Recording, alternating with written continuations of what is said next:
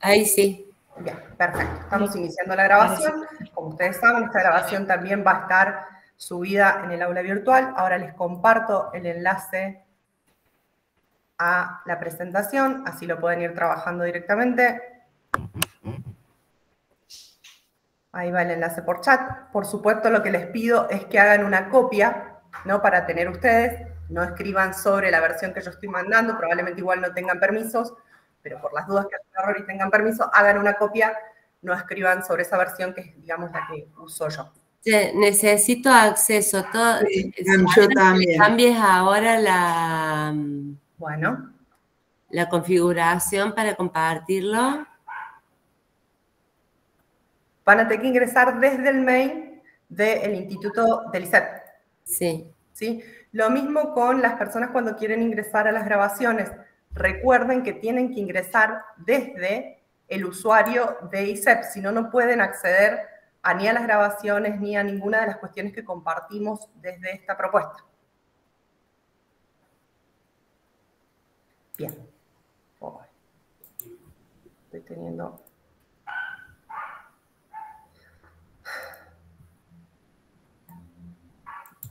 Guada, ¿querés que vea si puedo compartir yo? Si puedes compartir, te lo agradecería, Silvina, porque no sé por qué no puedo desde acá. Bueno, a ver, ¿dónde está? Me lo paso. Lo pasé por el chat. Ahí lo busco. ¿Ya pudieron acceder? Sí. Sí. Perfecto. Entonces me preocupo de eso. Sí, sé que ustedes no tienen mucho inconveniente.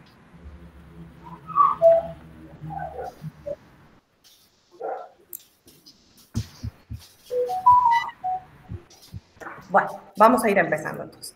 Ahora sí. Ahí voy, ¿eh?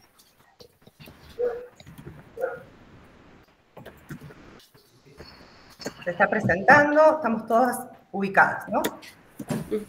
Bien. En el encuentro de hoy, la intención era poder detenernos en algunos de los apartados que conforman el TFL. Si ustedes se acuerdan, dejo de compartir yo, ¿no? Sí, estoy compartiendo yo. Y me ha compartido. Estoy tratando de poner en pantalla grande. Bien. Vamos, entonces. En el encuentro de hoy, la intención es poder detenernos en algunos de los capítulos en particular del TFL. Si ustedes recuerdan, en el último encuentro, el último ejercicio que les propusimos hacer tiene que ver con la estructuración general, con el índice. Por un lado, como ejercicio de anticipación, ¿no? De este proceso de escritura y reescritura, de revisión que recién comentaban las compañeras en la conversación inicial. Pero también porque hay cierta lógica, cierta estructura, cierto índice de una presentación académica que es formal, que es como se deben hacer y no tenemos demasiado margen para transformarlos. Son los requisitos formales de la presentación de un TFL. Por eso nosotros les proponíamos revisar un índice clásico de los TFL. Estaríamos en la siguiente diapo, Silvi. Dale. La dinámica de trabajo de hoy va a ser una exposición dialogada. ¿Sí? Yo voy presentando algunas consideraciones sobre los capítulos, sobre la estructura del TFL, y lo que intentaríamos hacer es que ustedes, a medida que vayamos avanzando, vayan consultando las dudas, las preguntas que les vayan apareciendo a partir de esa presentación. ¿Por qué? Porque si a veces dejamos las preguntas hacia el final, muchas veces quedan sin respuesta o finalmente uno decide no formularla porque ya se habló del tema, etc. Entonces, a medida que vayamos avanzando, ustedes me van frenando, van levantando la mano y vamos compartiendo algunas consideraciones, las cuestiones que no estén quedando claras. Pasamos la diapo, Silvi. Para situarnos en la discusión, en la conversación, vamos a recordar brevemente cuál es la estructura del TFL. Lo presentamos a esto ya en el primer encuentro como modelo para pensar esta organización de los índices. La presentación de un trabajo de investigación de un TFL tiene los siguientes elementos que son los que ustedes están ahí visualizando. Los que están resaltados son aquellos aspectos que la UPC considera obligatorios, que están reglamentados como obligatorios. Son aquellos aspectos que ustedes no pueden dejar de considerar. En esta instancia, nosotros vamos a referirnos muy brevemente a los aspectos constitutivos de la introducción, aunque nos vamos a focalizar en el próximo encuentro sobre esa temática. Disculpen la confusión. Hoy nos vamos a focalizar sobre el punto 2, sobre el punto tópico capitulado de la obra Cuerpo del Trabajo. Nos vamos a concentrar en los capítulos que se condensan en ese tópico. Pero vamos a hacer una breve referencia a la introducción para entender un poco la lógica de la estructura. El próximo encuentro sí nos vamos a focalizar ya con más detalle en la introducción y en las conclusiones. Pero el foco del trabajo de hoy es lo que se llama capitulado de la obra o cuerpo del trabajo. Brevemente, ¿qué necesitaríamos pensar que va en la introducción para diferenciarlo del cuerpo del trabajo? Pasaríamos a la diapo, Silvi.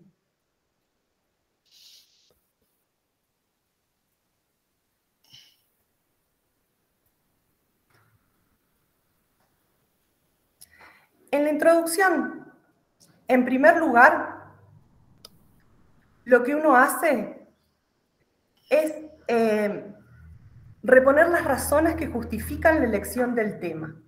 Porque es una temática relevante sobre la que es preciso producir conocimiento, se pueden incorporar algunos de los antecedentes, no todos los antecedentes, no el conjunto de antecedentes, sino algunos que nos permitan situar nuestra investigación en el campo de conocimiento en la que se inserta.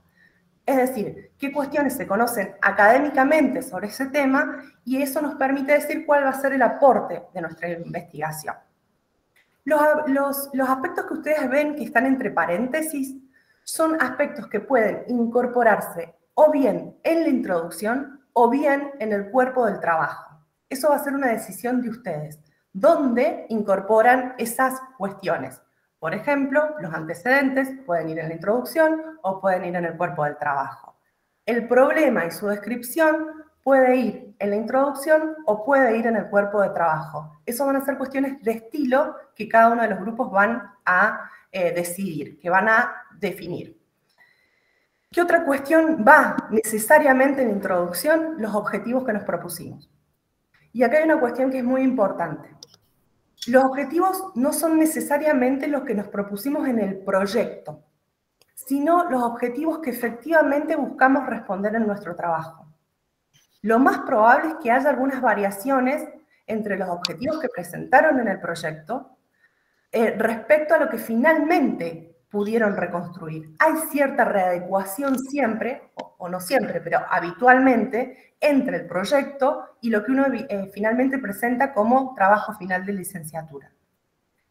Esto no significa que puede cambiarse de tema. En el proyecto de investigación se aprobó un problema de investigación específico. Eso no puede cambiarse radicalmente. No pueden presentar otra cosa, salir con otro tema en el TFL. Para eso se aprobó el proyecto. Lo que ustedes pueden hacer es hacer todas las modificaciones que van considerando necesarias en función de las cosas que aparecieron en el trabajo de campo, de los elementos emergentes del análisis, de las nuevas interpretaciones que ustedes hagan, de las nuevas lecturas que van realizando. Entonces, todas las readecuaciones de los objetivos tienen que quedar plasmadas, explicadas en la introducción de su TFL. La otra cuestión que suele incorporarse en la introducción, pero que también podría ir en el cuerpo del trabajo, es la historia natural de la investigación. Ya nos vamos a detener en el próximo encuentro respecto a qué se refiere esta idea, pero básicamente en la historia natural de la investigación lo que uno hace es contar el proceso de construcción del problema. Todas las transformaciones que se decidieron en el mismo proceso de investigación, ¿no? Ustedes ahí en la historia natural explican por qué y cómo se produjeron las transformaciones en relación a los objetivos, cómo se fue reconstruyendo el objeto de estudio, qué decisiones fueron tomando respecto a las estrategias metodológicas, etc. ¿Sí? Suele incorporarse en la introducción esa narración del proceso de investigación, de la historia natural de la investigación. Finalmente, un aspecto que no puede estar ausente en la introducción de un TFL es la anticipación de la organización de los capítulos. ¿Sí? Ahí ustedes, como en toda introducción, anticipan al lector de qué manera han decidido organizar los capítulos de su tesis, de su trabajo final de licenciatura. Entonces, eso serían brevemente, insisto, vamos a profundizar en el próximo encuentro, los contenidos que se incorporan en la introducción. Recordamos, hoy nos vamos a poner entonces en el punto 2. Sí, perdona. Una preguntita, porque una cosa que nos pasó cuando estábamos leyendo esto era pensar, tal vez sea un pensamiento muy acotado, pero una extensión aproximada de esa introducción, una orientación en torno a eso, ¿se te ocurre, nos podrías sugerir? No más de 10 páginas. No más de 10. Bien. Ustedes recuerden que lo que es una sugerencia, por supuesto, después hay cuestiones de estilo, hay un montón de decisiones, en la extensión se va a jugar, por ejemplo, en donde ustedes deciden contar la historia natural. Si deciden contarla en la introducción o en el cuerpo del trabajo, o en donde deciden dar cuenta del problema o los antecedentes. Eso va a transformar, digamos, la dimensión relativa de la introducción y del capítulo teórico, ¿no? Pero en términos generales, una introducción de más de 10 páginas es un exceso en un TFL, ¿no? Una orientación general. Después ustedes evalúan también en términos de estilo, etc. Pero para responder a tu pregunta te podría decir eso. Entonces, decíamos, hoy nos vamos a detener en lo que se llama capitulado de la obra o cuerpo del trabajo. Vamos primero a qué dice el reglamento de UPC respecto a ese tópico. Bien, a ver, voy a las preguntas que aparecen en el chat. En relación a los objetivos, ¿dónde nos aconseja usted colocarlo? En la introducción. Sobre eso no hay duda. Los objetivos van en la introducción. Se presentan en la introducción. Bien. Entonces, ¿qué dice el reglamento de UPC respecto al cuerpo del trabajo? Lo va a denominar este reglamento. Ustedes ven ahí, el cuerpo del trabajo se verá organizar lógicamente de manera tal que proporcione al lector una idea acabada del tema tratado. Podrá separarse según los esenciales en capítulos, partes, tratados, etc. Para un mejor ordenamiento y guía del lector, cada una de estas partes deberá llevar un título. Las diferentes partes de un capítulo llevarán subtítulos. ¿Sí? Para escrituras, citas y referencias se procederá a respetar el manual de normas APA, abreviado que se consigna a continuación en el punto 2 de requisitos formales. ¿Sí? Eso ustedes lo tienen en el reglamento, lo consultan con todo el detalle que sea necesario. Pero si ustedes se fijan, van a ver que en el reglamento se dan un conjunto de especificaciones formales, ¿no? Esto que yo he destacado acá se va especificando cada vez más, ¿no? Entonces van a decir que se escribe con mayúscula a partir de la línea del margen, que no se llevan letras ni números que indiquen el orden de los subtítulos, que si es necesaria la subdivisión se emplean números arábigos, etc. Básicamente, como podemos ver, lo que se realiza es una consideración muy general y centrada en los aspectos más formales de la presentación de este apartado, pero no da demasiados detalles del contenido del cuerpo del trabajo. Nosotros aquí vamos a intentar avanzar en cuestiones de contenido, es decir, qué cosas se deben incorporar en estos capítulos más allá de las consideraciones formales que por supuesto tienen que tener en cuenta y que tienen que respetar y acatar el reglamento de UPC, sobre eso no hay demasiado margen de elección. Pasamos de diapo, Silvi. Ahí va. Bien, gracias. Entonces, en términos ya de contenido y no solo de aspectos formales, ¿qué aspectos se desarrollan en el cuerpo del trabajo y de qué manera se desarrollan?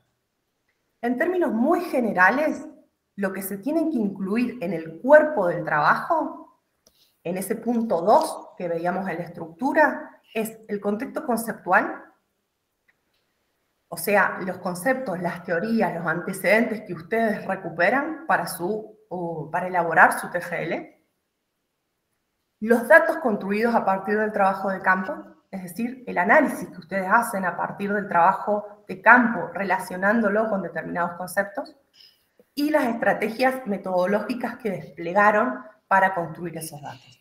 Esos son los 3 aspectos que ustedes tienen que desarrollar y dar cuenta en el cuerpo del trabajo. Eso constituye el cuerpo de su trabajo.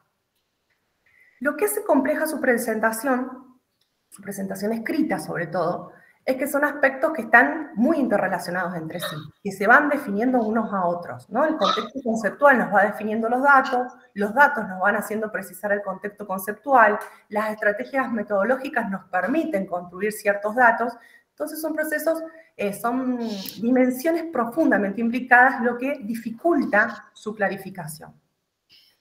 En el reglamento, como pudieron ver, no hay una organización estipulada sobre el cuerpo del trabajo. Entonces, primera aclaración, los distintos grupos pueden tomar decisiones diversas sobre esta organización. Pueden tomar ejemplos de distintas tesis que han tomado decisiones muy distintas sobre cómo organizar estos 3 aspectos centrales del cuerpo de una tesis. Nosotros vamos a proponerles una organización que entendemos que puede facilitar el proceso de escritura. ¿Pasarías la diapo, Silvi? Pero es importante insistir en que esto no es reglamentario. Ustedes pueden decidir otras cosas. Nosotros hacemos esta propuesta porque creemos que es una forma de organización relativamente accesible, que facilita, que permite transparentar las decisiones tomadas y los desarrollos más analíticos. Insisto, cada grupo va a decidir qué tipo de organización decide. Acá Mariela pregunta, ya después te respondo, Mariela. Bien. Pasamos la diapo, ¿no? Entonces, la estructura que nosotros planteamos es ese cuerpo del trabajo total, dividirlo en 2 grandes capítulos. Uno, el capítulo teórico-metodológico, y otro que son los capítulos analíticos. Uno en donde se inscriben todas las decisiones teórico-metodológicas y otro en donde se desarrollan los hallazgos producidos a partir del trabajo de campo. Pasamos de diapo, Silvi. Ahora nos detenemos en cada uno de estos apartados. ¿Qué va en el capítulo teórico-metodológico? El capítulo teórico-metodológico, que ustedes le pueden poner el nombre que quieran, ¿sí? Contexto teórico-metodológico, contexto conceptual metodológico, perspectiva teórico-metodológica. Tiene por propósito siempre dar cuenta de la perspectiva teórico-metodológica adoptada en el TFL. En ese sentido se desarrollan 2 cuestiones principales. En primer lugar, el proceso metodológico en su sentido más estricto. ¿Qué hicieron? ¿Cuáles fueron las acciones que se realizaron como parte de las estrategias metodológicas? Lo que efectivamente hicimos, no lo que dijimos que íbamos a hacer en el proyecto, sino lo que efectivamente hicimos. Siempre, lo más probable, habitualmente, hay mucha distancia entre lo que nosotros proyectamos en el proyecto, valga la redundancia, y lo que efectivamente hacemos. En el TFL lo que se escribe es lo que hicimos efectivamente. Por ejemplo, nosotros podemos haber dicho en el proyecto que íbamos a hacer entrevistas en profundidad. Finalmente, por distintas razones, no hicimos entrevistas en profundidad, hicimos entrevistas semiestructuradas. Lo que corresponde poner es que hicimos entrevistas semiestructuradas. ¿Sí? Entonces ahí uno da cuenta de las acciones del desarrollo de las estrategias metodológicas.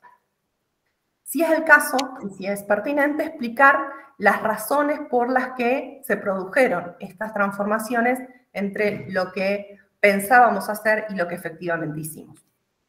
Pasamos de diapo, Silvi. Vamos a ir a un ejemplo. Este extracto está tomado de una tesis de Patricia Rodelman, en la que analiza los sentidos de comunidad que se construyen en una escuela rural, en un albergue, en una escuela albergue. Miremos lo que ella hace con más detalle en esa tesis. En la primera oración explicita las estrategias que puso en juego, ¿no? Y dice, durante el trabajo de campo realicé entrevistas individuales y grupales. A continuación se detiene en la perspectiva en la que se posiciona y dice, apoyadas en la concepción metodológica del diálogo y la conversación como herramienta del trabajo de campo. Estas entrevistas estuvieron enmarcadas en lo que es llamado por Sánchez Sampaio entrevistas que se convirtieron en conversaciones, ¿no? Entonces, dice qué hizo y dice desde qué perspectiva metodológica, teórico-metodológica, se posiciona. Ahí ustedes lo que van a recuperar, entre otras cosas posibles, es lo que trabajaron en metodología. Explica brevemente desde qué idea de entrevista hizo el trabajo de campo, cómo entendió la entrevista como estrategia. A continuación, da cuenta de lo que hizo efectivamente y las condiciones en que se realizaron esas entrevistas, los límites y potencialidades que tuvieron esas entrevistas que desarrolló. Fíjense que ella ahí explica qué pasó concretamente y va a decir: se dieron diversas conversaciones en distintos momentos, con escalas e intensidades diferenciadas. En un entorno como el de la escuela albergue, era muy complicado tener conversaciones privadas aisladas de la convivencia con el resto de sus integrantes. Los tiempos acotados en los espacios destinados para ellos fueron excepcionales. La decisión de hacer o no entrevistas no dependieron solo de mí, sino de un conjunto de interacciones, etc. ¿Sí? Entonces, en esa descripción va dando cuenta de cómo se desarrollaron efectivamente las entrevistas. No cómo deberían desarrollarse las entrevistas según uno u otro autor, sino cuáles fueron las condiciones de realización del trabajo de campo. Ahí también, si ustedes siguen leyendo, dice cuántas entrevistas estructuradas realizó y a quiénes, ¿sí? Pero si se fijan, hay una estructura narrativa en esta parte del trabajo. Cuenta lo que hizo. Esa presentación de las estrategias metodológicas implica dar cuenta de lo que hicieron. No solo de las perspectivas metodológicas en las que uno se posiciona, etcétera, sino describir lo que efectivamente fue factible y posible realizar. Finalmente, hace una referencia a la manera en que analizó los datos, ¿sí? Anticipa un poco, dice de qué manera analizó los datos. Y va a decir: las entrevistas, conversaciones realizadas se codificaron tomando como criterio a padres de familias del campo y de la ciudad, de los maestros, de las autoridades escolares y sindicales de nivel provincial y local, especialistas en el ámbito educativo, niños y niñas albergados en la escuela y puesteros. Entonces ahí va dando cuenta cómo fue organizando los datos, qué criterios está usando para clasificar a los actores, por lo tanto a las entrevistas y por lo tanto a lo que se dijo en esas entrevistas. Ella va a estar trabajando con la perspectiva de distintos actores. Ahí ella va a estar diciendo que su criterio de clasificación de los datos es en función de quién lo dice, ¿no? Entonces nos va anticipando la manera en que analiza los datos. Entonces, sintéticamente, en este apartado damos cuenta de las estrategias metodológicas que desarrollamos, desde qué perspectiva y enfoque, y por qué tomamos esas decisiones. ¿Sí? Entonces, insisto, es un texto con un componente narrativo importante, describimos lo que hacemos, y también tenemos, por supuesto, la precaución de no redundar excesivamente en los detalles, ¿no? Ahí hay que ir encontrando un equilibrio entre dar cuenta de lo que efectivamente hicimos, de la manera en que lo hicimos, para dar cuenta de las potencialidades y los límites de nuestro trabajo de campo, incorporar algunas reflexiones al respecto, sin tampoco saturar al lector con todos los pormenores de lo que sucedió en nuestro proceso de investigación, ¿no? Ahí hay que encontrar un equilibrio en la escritura. ¿Pasamos de diapo, Silvi? Bien. Volvamos entonces al capítulo teórico en términos generales. Nos detuvimos primero en el primer punto, ahora vamos a pasar al segundo punto. El segundo aspecto que desarrollamos en un capítulo teórico-metodológico es el desarrollo conceptual en que se inscribe la investigación. Eso incluye, por una parte, los conceptos que orientaron la construcción de los datos y, por otra parte, los antecedentes que delimitaron el objeto de estudio. Pasamos. Me parecía interesante recuperar muy brevemente, ustedes lo vienen trabajando desde la diplomatura, desde la primera metodología, pero nunca está de más recordar brevemente qué función cumple la teoría en una investigación, ¿no? No es algo que agregamos a nuestra investigación y quede escindido del análisis, sino que son los lentes, ¿no? A través de los cuales miramos el fenómeno, el proceso que nos interesa comprender. Es una herramienta que usamos para explicar una parte de la realidad. Entonces, el desafío que nos presenta el uso de la teoría es justamente hacer uso de la teoría, aunque sea modestamente. Esto no implica grandes discusiones, pero sí que efectivamente la teoría que incorporamos en nuestro TFL nos aporte a comprender un fenómeno y no nos quede separado del análisis. Ahora bien, ¿de qué manera se presenta la teoría? ¿De qué manera presentamos el contexto conceptual en el texto de investigación? Justamente para que no nos quede escindido del trabajo de campo. Pasamos de diapo. Vamos a ir a algunos ejemplos. Este es un ejemplo de un texto de Mercedes Hirsch que se llama ¿Ya decidiste? Reflexiones en torno a las construcciones de futuro de los jóvenes durante la finalización de la escuela secundaria. Que básicamente lo que le interesa es analizar qué proyectos de futuro tienen los chicos y las chicas en los últimos años del secundario, cómo imaginan su futuro. Dice, como muchos autores afirman, la expansión de la educación media se produce en el contexto de profundización de las desigualdades sociales. Tedesco, Capellacci, Sinisi, Kessler, Tenti, Fanfani. Cita, la llegada de los sectores más pobres a la enseñanza media puso en contradicción los acuerdos de los intereses previos. Es por ello que la escuela se enfrenta a la tarea de tener que administrar grupos heterogéneos y su rol tradicional entra en conflicto. Sinisi. En este sentido, la educación media que diferenció históricamente a los jóvenes, en tanto habilita o no el acceso a la educación superior y al mundo del trabajo, tiene un nuevo propósito, igualar e integrar a esos jóvenes a la sociedad. Cita la Ley de Educación Nacional. De esta forma, el análisis de las expectativas sobre el futuro de los jóvenes es una estrategia tentadora a la hora de intentar responder la pregunta en torno al para qué de la escolarización de los jóvenes. ¿Qué está haciendo aquí Hirsch? Nos fijemos en la manera en que ella sitúa su investigación en un marco más amplio. ¿Cuáles son los antecedentes de investigación que toma para construir su problema? No plantea que la reconfiguración que se produjo con la expansión de la educación secundaria transformó los sentidos y los objetivos que ese nivel había tenido históricamente. Y ahí plantea su interés por los proyectos de futuro de las jóvenes. Entonces, sitúa su aporte específico, su interés específico, en una discusión que ya se viene desarrollando. Sitúa su aporte en un campo de antecedentes. Dice, esta discusión se viene desarrollando. Entonces, para mí es interesante mirar esto en particular. Sitúa en el campo de conocimiento su investigación en particular. Fíjense que acá ella no es que hace un gran desarrollo de lo que los autores dicen, ¿no? Sino que simplemente le permite al lector conocer con quiénes está conversando. ¿Sí? Ella está conversando con lo que dice Tedesco, con lo que dice Sinisi, con lo que dice Kessler, Tenti, ¿sí? Entonces, es en ese marco de discusión que ella sitúa su aporte, con quienes dialogó mientras investigaba. Pasamos de diapo. Acá tenemos otro ejemplo de cómo incorporar, de cómo conversar con el contexto conceptual.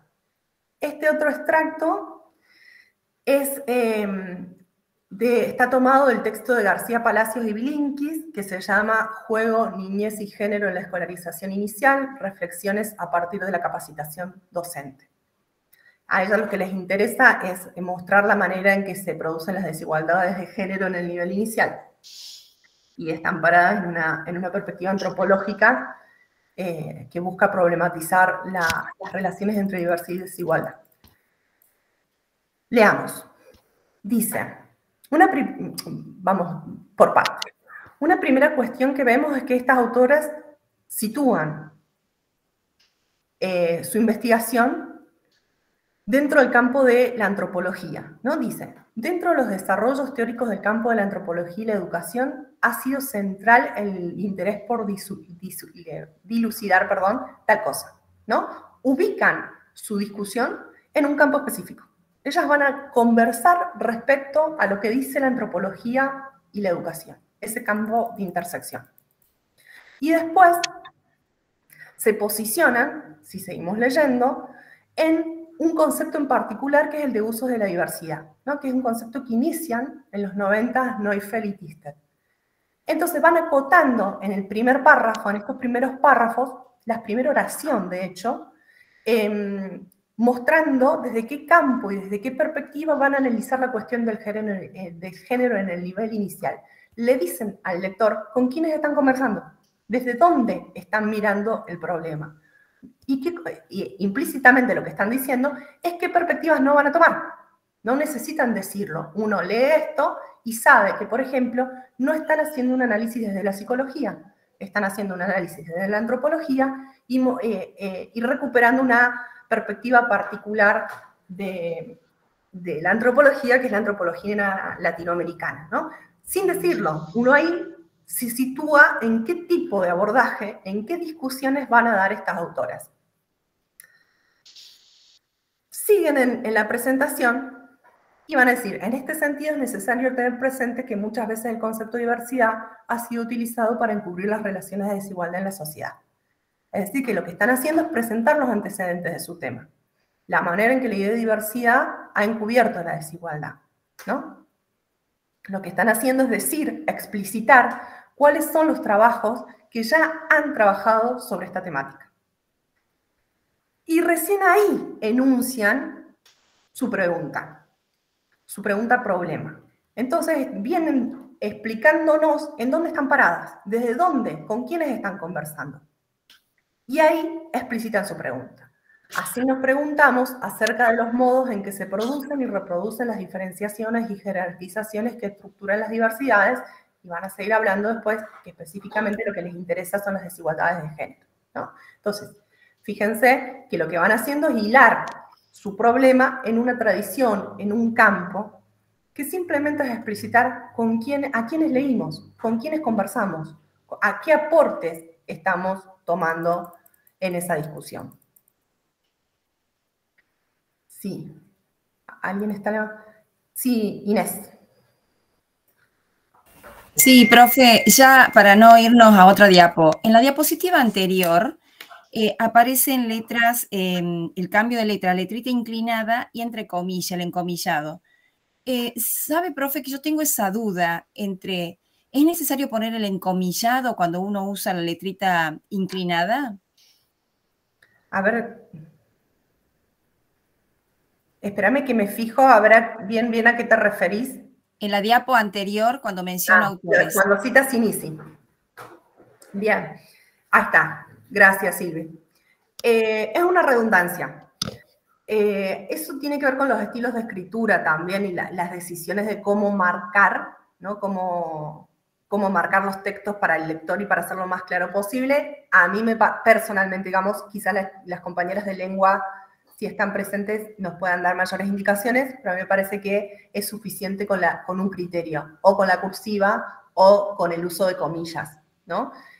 No sé si Silvi o Cele, si tienen alguna consideración, creo que están. A Silvi. Sí.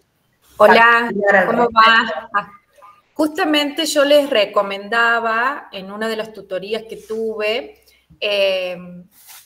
adoptar un criterio con respecto a las citas y sostenerlo a lo largo de toda la tesis. Por ejemplo, si cada vez que citan a un autor de referencia van a encomillar y van a utilizar la letra habitual, la letra como suele llamarse la romana, entonces cada vez que lo hagan va a seguir ese criterio. Y para diferenciar las citas de autores y las citas de, por ejemplo, fragmentos de entrevistas o de encuestas, pueden usar la cursiva. Es decir, son decisiones de estilo, como vos bien lo dijiste, Guada, pero hay que mantenerlo a lo largo de todo el trabajo. Yo recomiendo, porque es un poco más clarificador para el lector, usar comillas para citas de autor que nosotros usamos como contexto conceptual, y luego la cursiva para los extractos de entrevistas y de encuestas. Es una recomendación, pero por supuesto que son decisiones que tendrán que tomar al interior de cada grupo y en conjunto tal vez con los directores de tesis también puede ser. Bueno, Gracias, Celeste.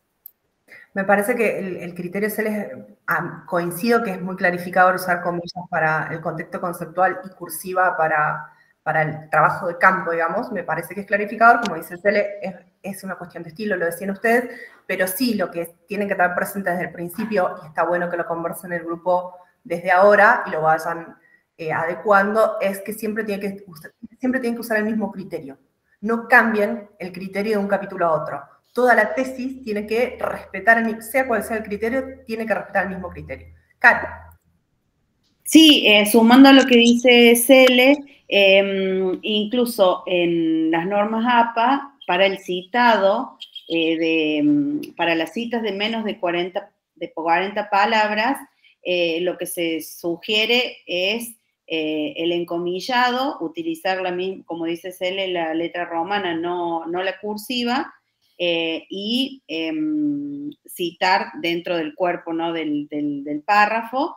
Entonces, como ese criterio, el del encomillado para la cita directa, ya está como predeterminado que ese va a ser el criterio para la cita directa, yo también recomendaba la cursiva para la cita, para citar trabajo de campo, ¿no? Entrevista y demás, o también para destacar algún concepto que uno quiera como, que quede como, bueno, justamente destacado, que quede marcado en el cuerpo del párrafo.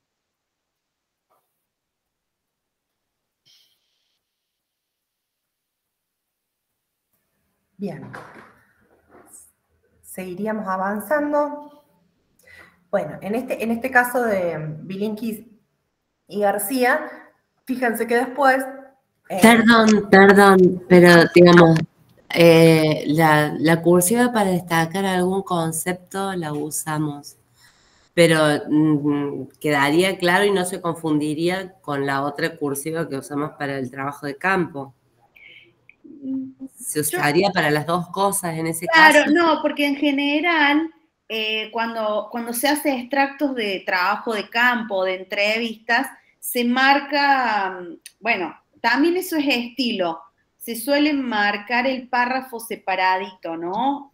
Si extraes digamos, 2 o 3 frases de algún entrevistado, se suele marcar separadito haciendo una sangría, ¿no? Tal como lo plantea la directora, y entonces haces una sangría y se marca un parrafito separado. Eso se suele utilizar así, pero también es cuestión de estilo. Lo que pasa es que en ese caso vos estarías marcando toda una frase, ¿no? Y introduciendo esa frase diciendo, bueno, como lo plantea la coordinadora de curso, como lo refirió la docente de lengua. Muchas gracias. De nada.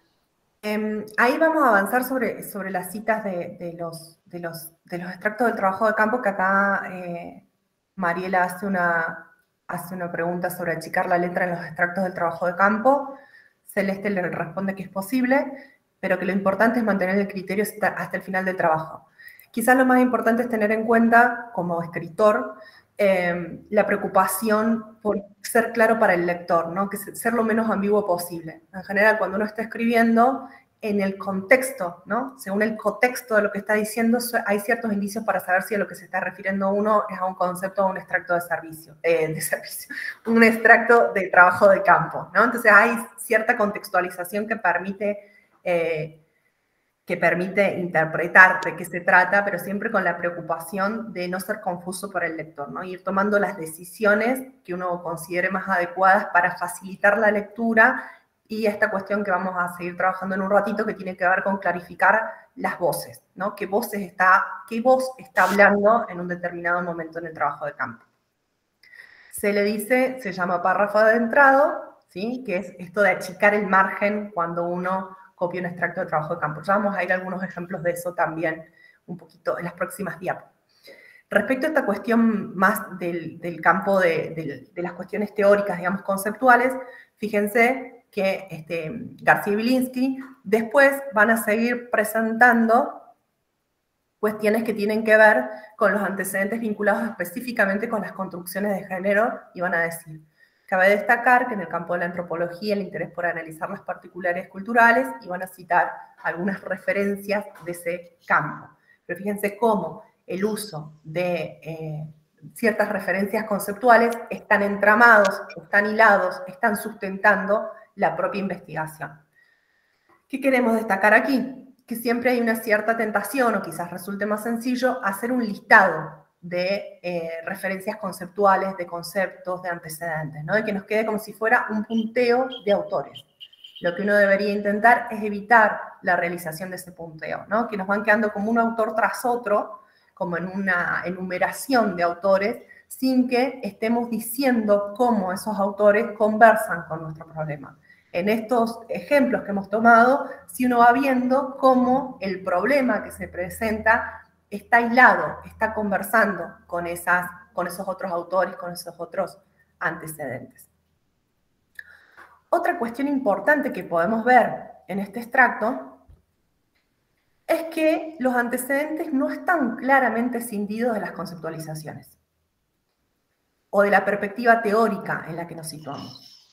Muchas veces, como ya se planteó el año pasado, como ya conversamos el año pasado, en los antecedentes aparecen los conceptos desde los que nos situamos. Entonces esta distinción es una diferenciación analítica, ¿no? Pero muchas veces nosotros vamos a recuperar conceptualizaciones de investigaciones específicas que constituyen antecedentes, ¿no? Entonces, los antecedentes responden a una pregunta: ¿qué se sabe ya sobre la temática que a mí me interesa? ¿Qué cuestiones ya se investigaron? Cuando uno habla de los antecedentes, lo que pretende es dar cuenta que nuestra investigación no es una idea aislada, que no es que se nos ocurrió así ex nihilo de la nada, sino que se enmarca, conversa con hallazgos de otras investigaciones, que están conversando en un campo de investigación. Entonces los antecedentes nos delimitan el problema, lo que ya se sabe y lo que nos va a ser nuestro aporte, que todavía no se sabe. ¿Sí? Los conceptos son los lentes, son los constructos, las ideas de donde pensamos un problema. Entonces, por ejemplo, yo puedo construirnos una problemática ligada al aprendizaje desde los aportes piagetianos o desde los aportes vygotskianos. Son desde los conceptos que estas perspectivas proponen. O puedo pensar un problema sobre las dinámicas, las interacciones que se producen en una escuela desde el concepto de cultura de la antropología, o puedo pensarlo desde la mirada de la micropolítica, que propone el campo de la política de la educación, o lo puedo pensar desde las tensiones entre fuerzas instituyentes y fuerzas instituidas que propone el análisis institucional. Entonces, cuando hablamos del contexto conceptual, del marco teórico, lo que decimos es desde dónde construimos el problema, con qué lentes, a partir de qué perspectiva disciplinaria. ¿Sí? Esa sería la diferencia entre los antecedentes y los conceptos. Obviamente, quizás cuando nosotros los presentemos no los podamos diferenciar con tanta claridad, los podamos presentar al mismo tiempo.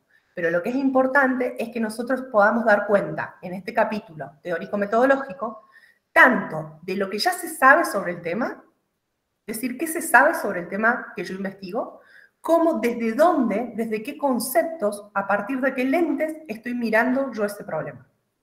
¿Sí? Esos son los dos aspectos que uno debería dar cuenta en este apartado teórico de la investigación. ¿Pasamos la diapo? Bueno. Sí, gracias. Bueno. ¿Qué les podemos sugerir para avanzar en la escritura del capítulo teórico-metodológico? Saben ustedes que lamentablemente no hay recetas, no hay magia, es tiempo de lectura y mucha reescritura, pero nos parecía que hay dos ejercicios que pueden aportar en este proceso. Por un lado, habilitar un documento, ustedes, ¿no? Que habilitan un documento para registrar las distintas acciones metodológicas que van desarrollando, incluyendo las dificultades y las redefiniciones que se van produciendo. Esto puede parecer una pavada, pero ir tomando apuntes de lo que vamos haciendo, como si fuera un diario de campo, nos va quedando asentado, nos va quedando escrito. Vamos avanzando en la presentación de la perspectiva metodológica y en la presentación de la historia natural de la investigación, ¿no?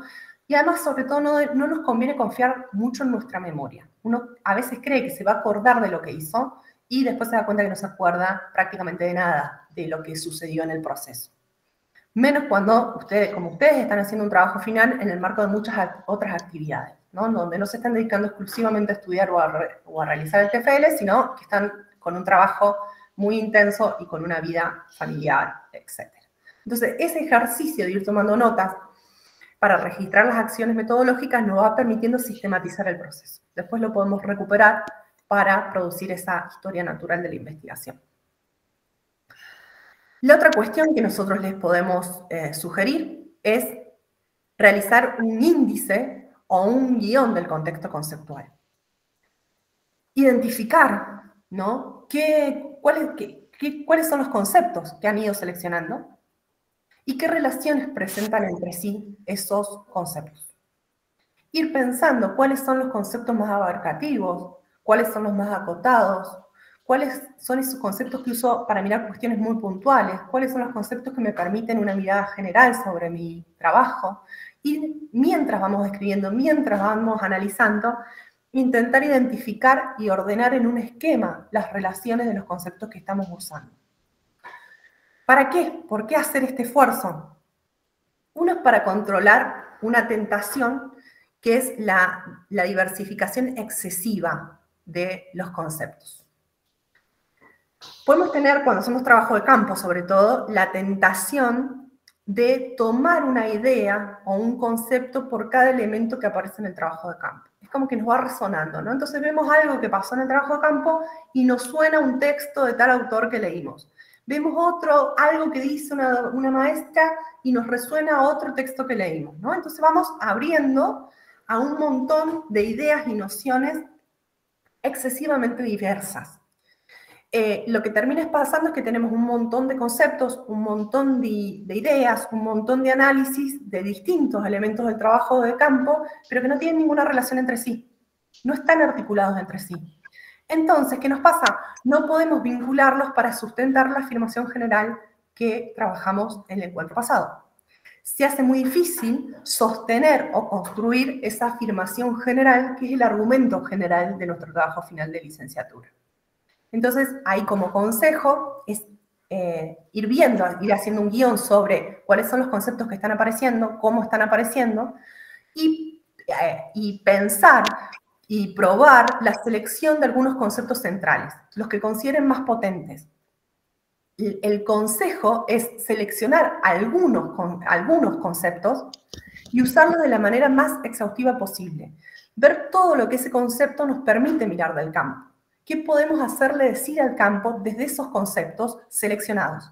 Pocos, pero muy potentes, ¿no? La otra preocupación, por supuesto, va a tener que ver con la escritura. Ir pensando en qué orden podemos presentarlos, cómo podríamos ir organizándolos para contarle al lector la perspectiva que construimos. Estos conceptos obviamente van a estar siempre vinculados con los emergentes que aparecen en el trabajo de campo. Siempre van a estar sujetos a revisión en función de lo que aparece en el trabajo de campo.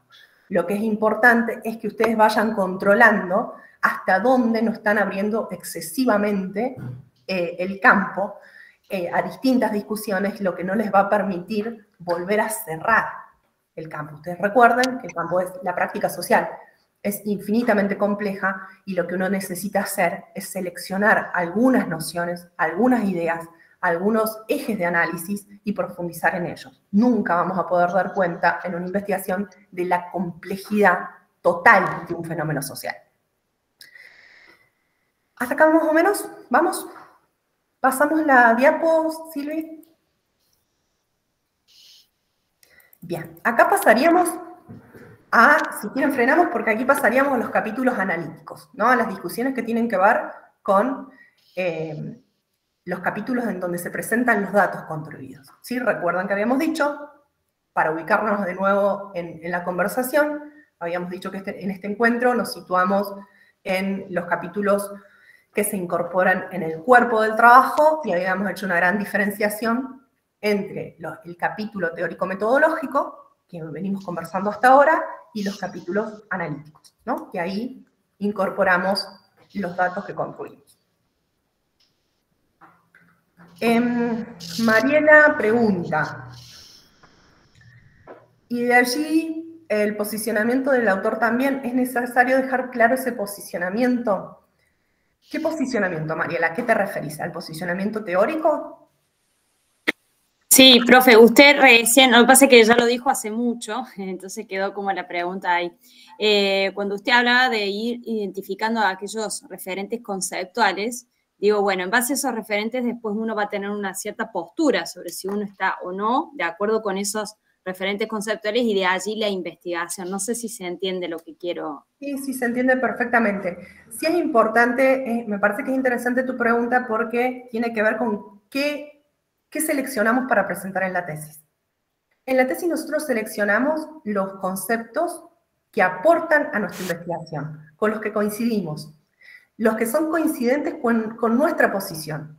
Sobre una determinada temática no vamos a desarrollar todos los conceptos que trabajaron, todas las perspectivas que trabajaron esa temática, sino que nos situamos, nos inscribimos en una tradición. Decimos, y por eso recuperamos, seleccionamos y explicamos las conceptualizaciones que coinciden con nuestro problema. ¿Sí? Y eso también nos ayuda a evitar el listado de decir todos los autores que trabajaron en esta temática. Bueno, uno puede hacer una breve referencia si lo considera necesario, pero lo importante es desarrollar con claridad la perspectiva en la que yo me sitúo, ¿no? Y uso los autores para sustentar mi propia posición. Bien, gracias, profe. Buenísimo.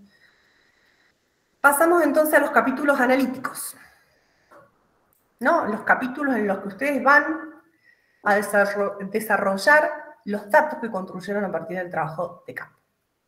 El propósito de estos capítulos es justamente presentar los datos construidos a partir de la articulación del trabajo de campo y el contexto conceptual. O sea, ustedes acá recuperan el contexto conceptual que desarrollaron en el capítulo teórico, pero ya analizando datos concretos, construyendo datos concretamente, interpretando el trabajo de campo. Son capítulos que tienen particularidades muy desafiantes, son difíciles. Los capítulos analíticos son capítulos difíciles. Un desafío tiene que ver con la forma que le vamos dando a los datos. Qué categorías, qué dimensiones construimos, cómo vamos a ir agrupando los distintos aspectos que aparecen en nuestro proceso de análisis, ¿no? En algunos casos eso puede aparecer de una manera mucho más clara, quizás desde el propio proyecto, y en otros va a requerir muchísimo trabajo de organización. Entonces seguramente eso lo tienen bastante claro en este proceso de construcción de categorías y de la elaboración de la afirmación de tesis. El otro desafío tiene que ver con la necesidad de articular en la voz propia, en lo que ustedes dicen, las otras voces. La del campo y la de los autores que consideraron en el contexto conceptual. Entonces ahí una cuestión importante es no perder de vista nuestra afirmación de tesis. No olvidarnos qué queremos decir nosotras, o qué quiero decir yo si la persona que está haciendo la TFL es una sola. Esa afirmación central es la que nos va orientando en relación a qué cosas tomamos de las voces de los otros.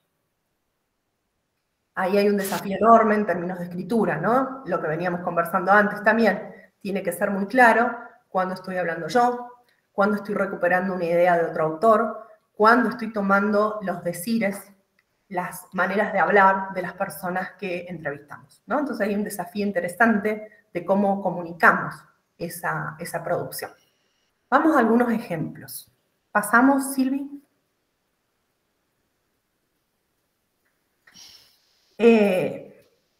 Estos ejemplos tienen que ver con la manera en que recuperamos las voces, ¿no? Que no no tiene que ser enredado, puede ser presentado de una manera muy sencilla. No es necesario que la escritura sea una cosa pomposa, sino clara, fundamentalmente clara. Este es el trabajo de Mercedes Hirsch, que estudia los proyectos de futuro de los estudiantes, que pudimos compartir hace un ratito. Podemos ver acá que ella, esto es un extracto de un capítulo analítico, ¿no? Donde está presentando datos. Ella dice ahí, primeramente, en primer lugar, explicita qué estrategia del trabajo de campo toma para la construcción de ese dato. Y lo dice claramente. En una entrevista realizada en la plaza central de la ciudad, en relación a un dibujo que había hecho en la clase de orientación vocacional, Tomás me cuenta. ¿Qué está indicando? Que la información se produce en el marco de una entrevista, dice a quién entrevista, a Tomás, que si uno lee el texto completo ya lo presentó, cómo se realizó la entrevista, en la plaza, no lo hizo en la escuela. Ella explica previamente cómo hizo el trabajo de campo en general y por qué no lo hace solo en la escuela, pero va reponiendo esos datos, sitúa de qué cuestión estaban hablando, parte de qué conversaciones ese extracto que toma, ¿no? Entonces dice, estábamos hablando en relación a un dibujo que había hecho en la clase de orientación vocacional y Tomás me cuenta que piensa trabajar en el taller de su papá. Sitúa la conversación.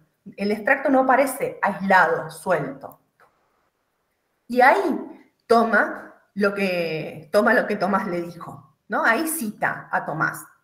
Quiero ser independiente antes de ponerme a estudiar. Además, mientras pienso tranquilo qué quiero hacer, junto unos mangos y de paso voy rindiendo las previas y las que me queden de este año. Creo que biología y sociología. Explicita la repregunta que ella le hace, fíjense ahí, lo que ella le repregunta. Ella le preguntó, ¿por qué estando a principios de septiembre ya sabes que te la llevas? ¿Y qué le responde? Me cuestan, es el último año que tengo para joder, así que lo quiero aprovechar, ¿no? En ese extracto ya está mostrando la dinámica de la entrevista, mostrando el contexto de la entrevista, no presentando el hecho totalmente aislado que uno tiene dificultades para entender a qué viene. Con las comillas, como conversábamos, está indicando que es textual, que no está contando lo que Tomás le dijo, sino referenciando estrictamente a la textualidad de las palabras de Tomás, y que hay partes que no está transcribiendo. Ustedes fíjense que los 3 puntos entre paréntesis indican que ahí había una parte de la conversación que ella decidió no incorporar. Entonces, ¿qué es importante de esto? En primer lugar, que lo que toma del entrevistado está contextualizado. No aparece como una idea suelta. Lo mismo debería suceder con cualquier observación o con el análisis documental. Tenemos que explicarle a quien lee, al lector, de dónde sacamos una idea, una frase, una información. Tiene que estar contextualizado el extracto que nosotros incorporamos como dato. No excesivamente, no es que hay que contar toda la historia, pero se dan cuenta que con algunos elementos el lector puede situarse en el contexto en que se hace ese enunciado. En el párrafo siguiente, este pequeño fragmento explicita los motivos por los que recupera esa información. Lo dice ella, no lo da por supuesto, ni espera que el lector lo interprete. Dice, este pequeño fragmento de entrevista nos permite reflexionar en torno al carácter social que estas construcciones de futuro tienen, dejando indicios sobre las diferentes formas en que los jóvenes son interpelados en torno al mismo. Explicita el sentido que tiene ese extracto en relación a su tema y la interpretación que ella hace de lo que dice Tomás en relación a su problema de investigación. ¿Sí? Eso es importante. El extracto que uno va hilando tiene que explicitar con claridad qué relación tiene con el tema. Eso no se tiene que dejar librado a la interpretación del lector, se lo tenemos que decir al lector, le tenemos que indicar al lector qué interpretación y por qué incorporamos una determinada frase o diario de campo o documento. ¿Pasamos de diapo, Silvi? Bien. Vamos a otro ejemplo.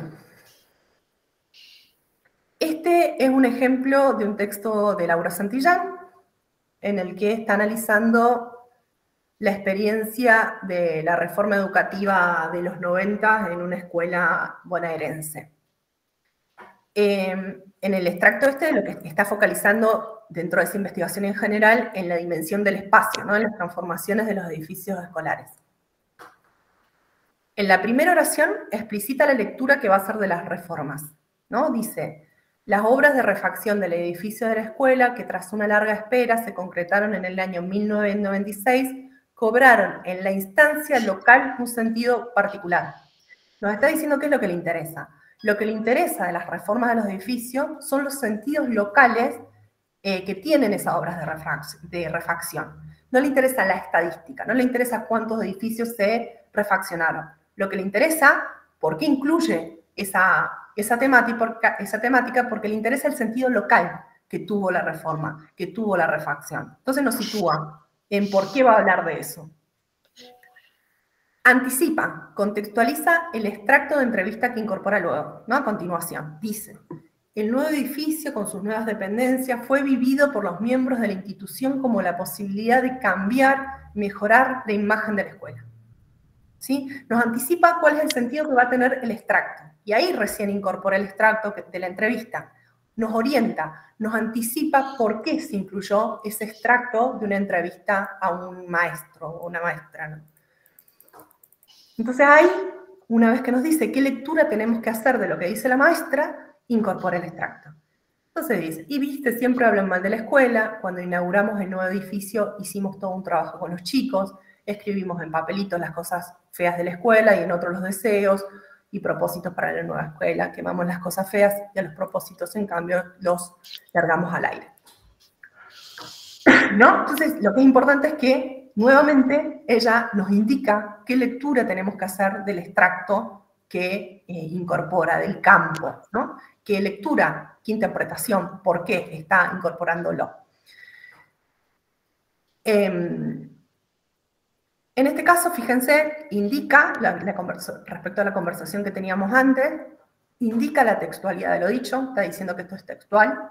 En este caso no usa comillas, sino el margen, lo que comentaba Caro.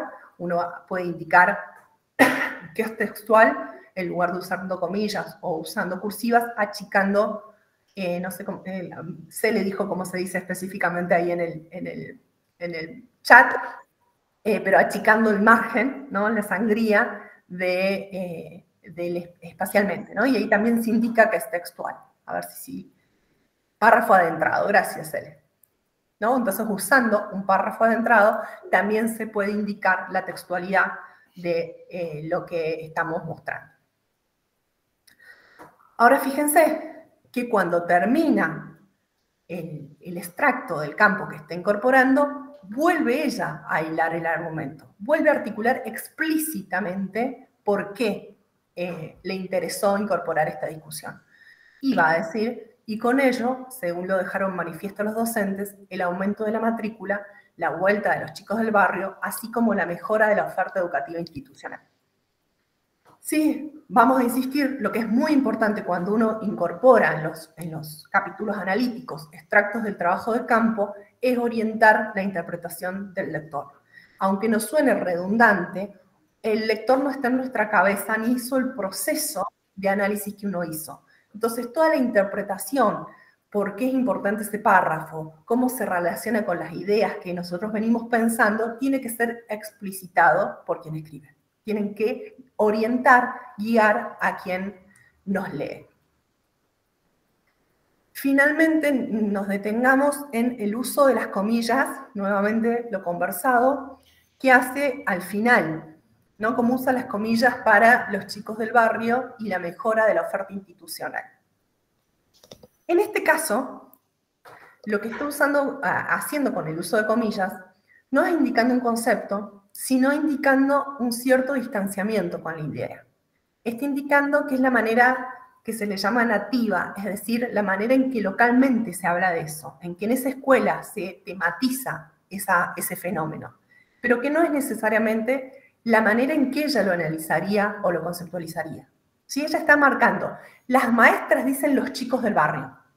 Eso, cuando uno usa comillas, lo que está indicando es, no estoy tan segura de que esto sea, hay algo para conversar respecto a esa designación, ¿no? Entonces se está distanciando. No es como ella los nombraría, sino como se nombran en la escuela. Entonces, de alguna manera está dando cuenta de un efecto de distanciamiento.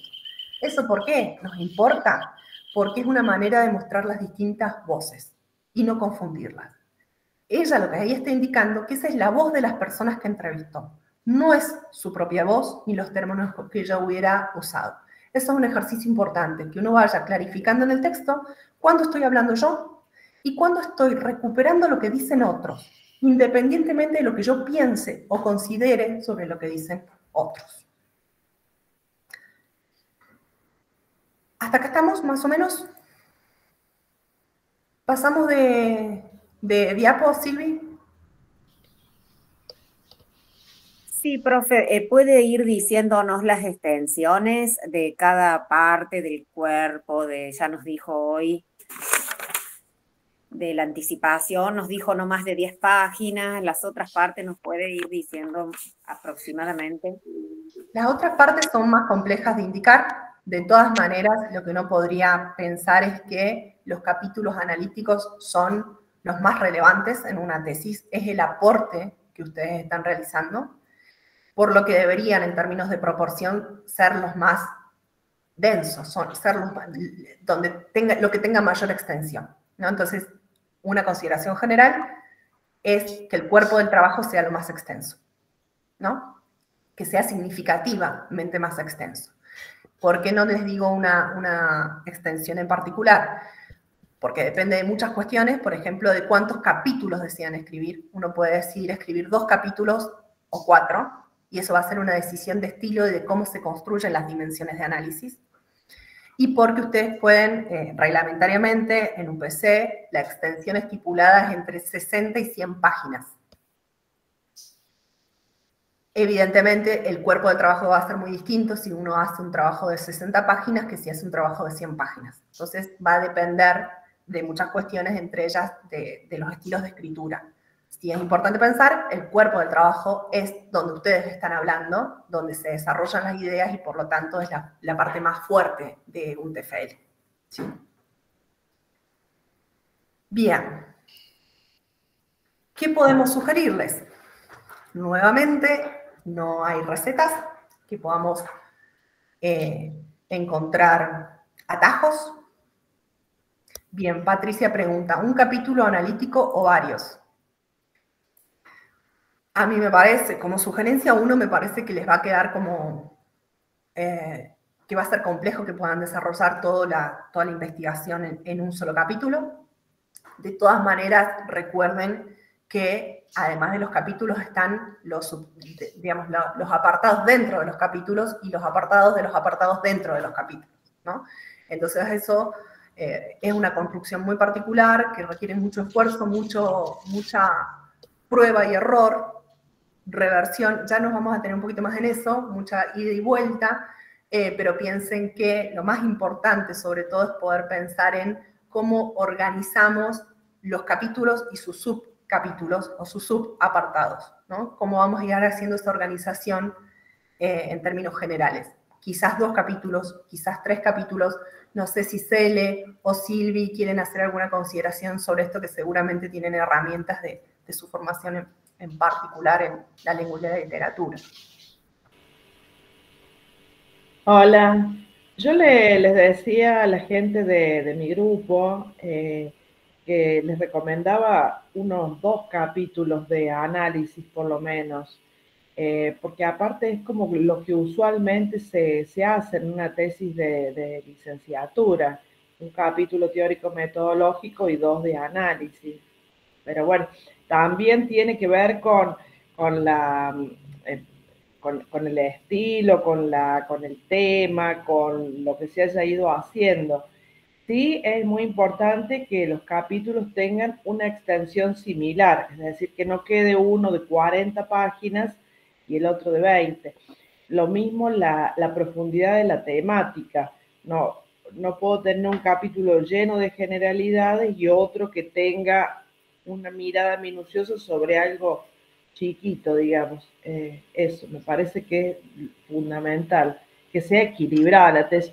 Yo les había dicho más o menos hacer unos que lo dividan en 4 la extensión. Una parte, 3 capítulos y el otro mitad de espacio para la introducción y mitad para la conclusión, más o menos unos 20.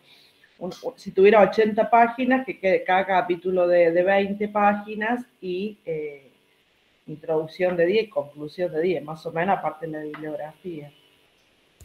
Me parece muy buena la sugerencia de Silvia, ¿no? De pensarlo como en 4 y la preocupación por la extensión, por el equilibrio de la tesis, ¿no? Una cosa que una vez se olvida en el proceso que está escribiendo y que en que está analizando, perdón, y que es central que los capítulos estén equilibrados, ¿no? Uno no puede presentar, como decía Silvia, me parece central, un capítulo de 5 páginas y otro de 25, ¿no? Los capítulos tienen que tener cierto equilibrio y los apartados adentro de los capítulos lo mismo, ¿no? Entonces hay como un ejercicio de mucho ensayo y error hasta lograr ese equilibrio en la escritura. Sí, Silvina, perdón. No iba a decir nada. No sé si me... Bueno, gracias Silvia por los consejos tan... Me parece que son de mucha utilidad, ¿no? Pensemos en estas cuestiones que planteó Silvia. ¿Qué otras cuestiones podemos pensar en el proceso de escritura? Realizar grillas y esquemas, realizar un mapa empírico categorial y realizar un índice categorial, ¿no?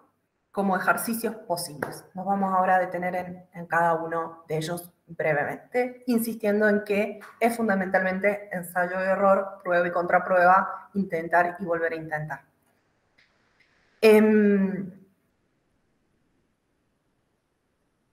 Bueno, en primer lugar pasamos de diapo.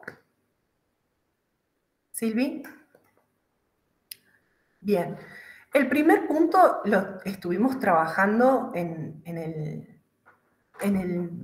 el año pasado, ¿sí? Que tiene que ver con lo primero que uno tiene que hacer es realizar grillas, esquemas, construir categorías o dimensiones de análisis, ¿sí? Si no avanzamos por ahí no podemos avanzar por ningún lugar, ¿ya? Lo esencial en un TFL es el análisis, y por lo tanto lo que primero tenemos que focalizar es en construir las categorías de análisis, las dimensiones, las formas en que vamos a agrupar o presentar y comunicar esos datos. Acá muy brevemente vamos a recordar algunos de los ejercicios que trabajamos el año pasado. En primer lugar, lo que uno tiene que hacer es trabajar sobre las fuentes, tematizar, marcar, registrar, trabajar, ¿sí? Analizar, desmenuzar las fuentes que estamos trabajando, sean las observaciones, sean las entrevistas, los documentos, rayar, recontrarrayar, mirar, volver a la lectura, volver una y otra vez, ver qué otras cosas nuevas empezamos a ver en función del avance. Pasamos de diapo, Silvi. El segundo punto, que también lo trabajamos el año pasado, es construir documentos de trabajo, ¿no? Elaborar las planillas, los esquemas, fichas que nos van permitiendo ir probando con organizaciones de elementos que vamos trabajando, que vamos encontrando en el trabajo de campo, ¿no? Que eso nos va permitiendo establecer relaciones y además empezar a evaluar qué aspectos tienen mayor relevancia y justamente en relación a lo que estábamos hablando, van a poder constituirse en capítulos y qué aspectos son más acotados y van a poder ser en todo caso un subapartado dentro de un capítulo, ¿no? Empiezan a dimensionar la presencia de distintos aspectos, de distintos elementos que podemos ir construyendo. Pasamos la diapo. Ya el año pasado habíamos trabajado en torno a esto y cómo uno, a medida que va avanzando en ese trabajo de campo, en ese análisis del trabajo de campo, va a ir estableciendo relaciones, esta es parte del aula virtual del año pasado, entre las referencias empíricas, o sea, los emergentes del trabajo de campo, y las referencias conceptuales. Eso es lo que nos va a ir permitiendo ir integrando, vinculando ciertas categorías teóricas con los emergentes del trabajo de campo. Eso es ineludible. Hay que hacerlo, hay que trabajarlo y seguramente todos los grupos ya han avanzado en torno a estas cuestiones, así que lo pasamos rápidamente, pero es importante además tener presente que es recursivo, que uno vuelve a la lectura de las entrevistas, vuelve a la lectura de las observaciones, porque a medida que avanza va pudiendo hacer reinterpretaciones de lo que tiene y va pudiendo afinar qué cosas nos están faltando del trabajo de campo.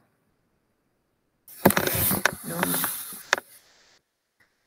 Pasamos al siguiente punto, ¿no? Que es el punto 1, no nos detenemos porque lo hemos trabajado antes, pasamos al segundo punto, que es realizar un mapa empírico categorial, es decir, empezar a avanzar en qué relaciones entre las categorías podemos postular y cómo podemos organizarlas. Y el punto 3, que es ya realizar un índice categorial, es decir, ya preocupadas en la escritura, cómo podemos presentar las categorías que constituyen el objeto a un lector externo. ¿Sí? Primero tenemos que ir pensando al mismo tiempo cuáles son las relaciones entre categorías que podemos ir construyendo, cada vez a categorías más abarcadoras, y al mismo tiempo ir pensando en qué orden es razonable presentar esa información a quien lee. Es una preocupación que uno va teniendo al mismo tiempo. Esto se puede dar de distintas maneras. Veamos en el punto 2, ¿no? Puede ser que sea necesario, dependiendo, disculpen, de cómo ha sido el proceso de grupo, puede ser que si el objeto, la categoría más amplia, siempre la tuvieron muy clara, lo que les va a tocar es preocuparse por desagregarla. ¿Cuáles van a ser las dimensiones, los aspectos específicos que pueden separar en el análisis? ¿Cómo van a desagregar una categoría muy general? ¿Cómo puedo hacer para desmenuzarla? Si el proceso fue el inverso, es decir, tenemos un montón de elementos interesantes, pero dispersos, el esfuerzo va a estar en encontrar la manera de articularlos entre sí. ¿Cómo hacemos para reunir bajo una misma categoría o dimensión abarcativa los aspectos que no parecen tener demasiada relación entre sí? Entonces va a depender del proceso de cada grupo cómo se da esa construcción de categorías. Pasamos la diapo, Silvi. ¿En qué estamos pensando? Esto es un ejemplo brutalmente banal, solo a los efectos ilustrativos. Tomando como ejemplo, si nos interesara analizar la evaluación, las prácticas de evaluación en el nivel superior, ¿no? Yo puedo decir, hay dos dimensiones, una que tiene que ver con el instrumento y otra que tiene que ver con la situación de interacción en que se produce la evaluación. Y en cada una de esas dimensiones yo puedo identificar distintos subaspectos, dimensiones, categorías, como las queramos llamar, ¿no? El ejercicio, cuando estamos hablando de construcción de categorías, cuáles incluye, cuáles no incluye, estamos hablando simplemente de esto, de esta organización esquemática que nos permite identificar cuáles son los aspectos más amplios y cuáles son los aspectos más específicos del problema que estamos intentando resolver. O sea, cuando estamos diciendo esto, lo que estamos proponiéndoles es que hagan estos esquemas, que se preocupen por intentar, de la manera que a ustedes les resulte mejor, por supuesto, visualizar esa estructura que subyace al análisis que están realizando. Y en relación a lo que venía diciendo antes, ese puede ser un proceso más inductivo. Por ejemplo, siempre tuve claro que el objeto es la práctica de evaluación. Eso es lo que quiero investigar, no las representaciones, no quiero estudiar las prácticas de evaluación. Y que en esa práctica pueda analizar la elaboración del instrumento y la situación en la que ese instrumento se aplica. Y ahí voy a tener que buscar los elementos que me van a permitir dar cuenta de esos dos aspectos. O el proceso puede ser inverso. Puede ser que mi objeto inicial era menos claro. O se fue desarmando en el proceso. Lo fui reconstruyendo, me fui quedando, inicialmente lo tenía muy claro, pero en el proceso se me fue desarmando y ahora necesito reconstruirlo. Lo que tengo es un montón de elementos de la evaluación dispersos. Y yo tengo registros sobre distintos tipos de evaluaciones, que algunas son orales, que son otras escritas, identifiqué distintos niveles cognitivos en las evaluaciones, identifiqué y registré lo que hacen las docentes cuando evalúan, registré lo que pasa con los estudiantes durante la evaluación. Tengo todos esos elementos sueltos y necesito rearticularlos, ¿no? Entonces ahí el proceso sería inverso. Tengo un montón de elementos sueltos, ¿cómo podría yo organizarlos? Y acá estamos haciendo esta propuesta. Se podrían potencialmente organizar en estas dos grandes subcategorías. Obviamente, las maneras en que esos elementos se pueden agrupar, los criterios que podemos usar son múltiples y son decisiones de grupo. Miremos algunos ejemplos, ¿sí? Nos detengamos en algunos ejemplos. Silvi, ¿podríamos pasar? Este, por ejemplo, es un texto este es un resumen de un texto, pero nos venía bien para clarificar cuáles son los criterios que uno puede usar para construir estas dimensiones o categorías. Este es un texto de Liliana Sinisi y Lucía Petrelli, que se llama Entre permanecer en el jardín y el primerito, sentidos y prácticas de la educación infantil. Lo que a ellas ahí les interesa estudiar son las prácticas de articulación entre el nivel inicial y primario. Y como ustedes pueden ver, ellas deciden organizar todo lo que uno podría pensar en términos de la articulación entre el nivel inicial y primario en relación con dos categorías muy amplias: los sentidos de las docentes en relación con la articulación y las prácticas que despliegan. ¿Sí? Esa es una organización posible. Es, por ejemplo, cómo ellas decidieron analizar esto. El criterio podría haber sido cualquier otro. Podrían haber decidido organizarlo en función de los contenidos, las metodologías y las intencionalidades, y haber hecho el análisis desde ahí. Ellas deciden mirar sentidos y prácticas y organizar la información en función de esas dos grandes dimensiones. Pasamos de la diapo. Este es otro ejemplo, que es un texto de Naranjo Flores, de Gabriela, que se llama La construcción social y local del espacio áulico en un grupo de escuela primaria. Analiza la manera en que la materialidad del aula pone en juego determinado tipo de relaciones pedagógicas, cómo el uso del aula promueve o no formas pedagógicas. Y en ese texto, ustedes van a ver, hace todo un desarrollo conceptual, ahí podríamos volver a cómo recuperar el contexto conceptual en una investigación, cómo lo va articulando con lo que ella está diciendo, pero a lo que nos interesa en este momento es fijarnos en el último párrafo, en el que ella va a definir tres elementos, tres categorías para hacer su análisis, y va a definir su diseño espacial, el diseño espacial del aula, cómo está organizada espacialmente el aula, el mobiliario y la distribución del mobiliario en el espacio. Define tres categorías de análisis y organiza toda la información de lo que sucede en un aula, en términos de espacialidad, en función de esos tres aspectos. En función de esos tres aspectos van a mirar cómo esos tres aspectos inciden en la configuración de las relaciones pedagógicas.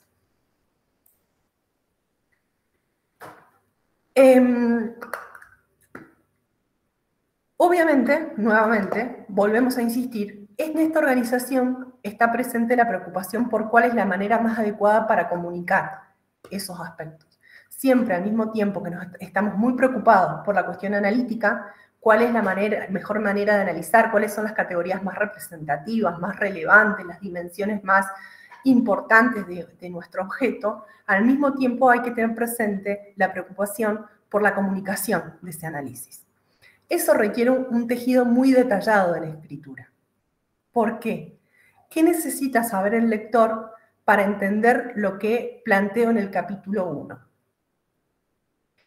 Si algo de eso que el lector necesita me quedó en el capítulo 3, ¿qué hago? Lo anticipo en el 1, pero eso me desorganiza el capítulo 1. A medida que avancen en la escritura, van a darse cuenta que requiere de una lectura muy refinada y de llevar y traer todo el tiempo información de un lado al otro hasta que resulte accesible para el lector. Tienen que ir fijándose en la escritura, en estas cuestiones que tienen que ver con la presentación, con la comunicación de las ideas. Ante un lector, recuerden siempre que tiene que entender lo que va leyendo sin esfuerzo. El que tiene que estar preocupado porque su texto se entienda es el que escribe, ¿no? El lector tiene que entender fácilmente sin necesidad de imaginarse, de suponer, de tener que irse para adelante a ver si está el dato que necesita y sin el acompañamiento de la oralidad. Entonces, hay una preocupación en la escritura por facilitar la comprensión de quien lee. Pasamos la diapo, Silvi. Entonces, en el encuentro de hoy nos detuvimos fundamentalmente en los desafíos que tiene la escritura del cuerpo del trabajo, ¿sí? Vamos a abrir un foro la semana que viene para que podamos ir, un hilo en el foro para trabajar sobre distintos modos de incorporar las voces, tanto del contexto conceptual como del trabajo de campo en nuestro propio proceso, ¿no? Vamos a ir compartiendo algunos ejemplos, como hemos trabajado hoy, que nos permitan también imaginar con mayor facilidad de qué se trata esto. Y el próximo encuentro, si les parece, podemos detenernos en las consideraciones que tenemos que realizar cuando estamos elaborando la introducción y las conclusiones. ¿Qué cuestiones podemos ir teniendo en cuenta en esa elaboración? Si hay alguna, ahora sí, si hay algunas otras cuestiones que quieran compartir, preguntar, dudas, cuestiones que hayan quedado inconclusas. No sé si hay algo en el chat. ¿Te parece que ya deje de presentar, Guada? Sí, gracias, Silvia.